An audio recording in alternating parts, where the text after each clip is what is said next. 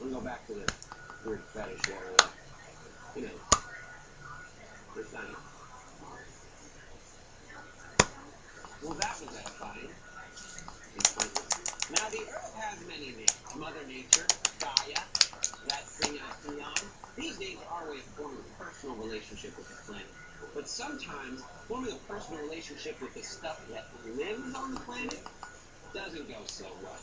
Which is why I'm here to help man reconnect with the furry ambassadors of nature